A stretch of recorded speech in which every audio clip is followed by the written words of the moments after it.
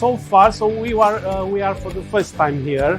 It's been only 2 days of exhibition, but a general idea is that the Tanzania market is very promising for our kind of product. We had some very promising contacts, and we are expecting more from these contacts.